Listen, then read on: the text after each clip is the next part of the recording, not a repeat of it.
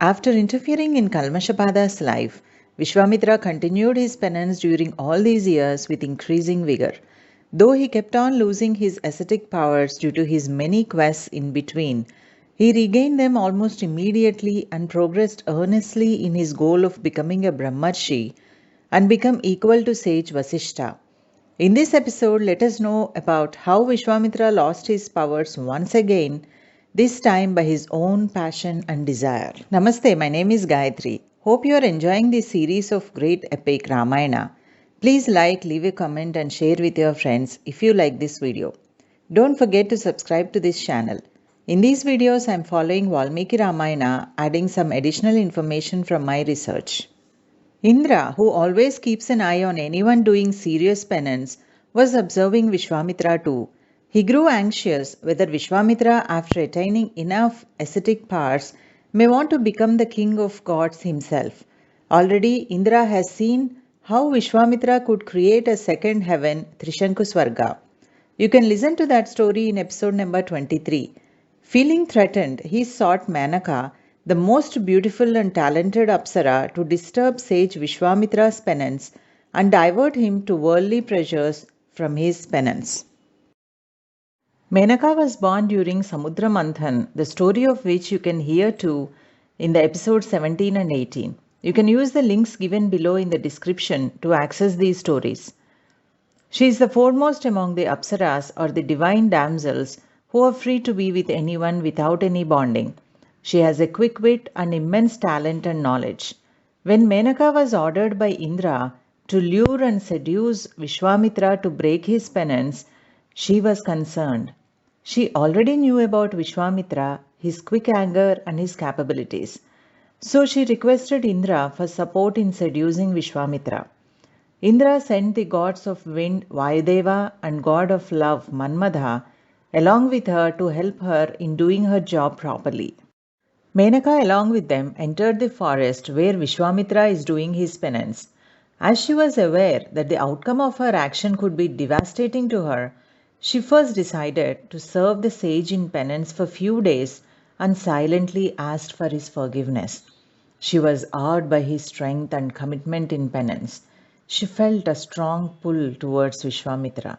When the time came, she changed the surroundings of Vishwamitra into a beautiful garden with millions of flowers. The god of wind made the surroundings more beautiful by carrying around the sweet fragrance of the flowers by his gentle wind.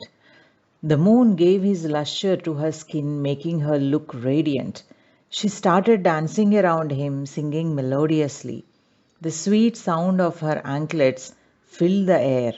Hearing this commotion, Vishwamitra opened his eyes and saw the most delectable vision before him. He was mesmerized by the beauty and grace of Menaka. Just then, the god of love Manmadha shot his flower arrows into the heart of Vishwamitra, making him fall in love instantly with Menaka.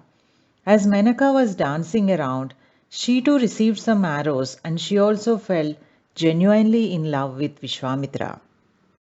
Being incited by passion, Vishwamitra immediately declared his love for Menaka and requested her to live with him for some time. She too accepted happily.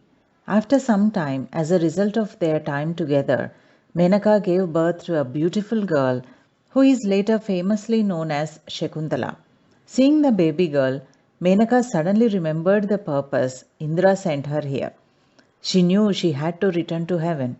With a heavy heart, she informed Vishwamitra of why she came here.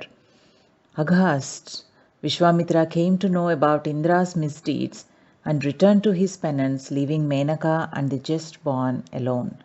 He did not blame Menaka as he understood her real love towards him. Menaka left the baby girl with sage Kanwa and left for heavens with a heavy heart. Vishwamitra restarted his penance. Seeing his determination, gods grew all the more anxious.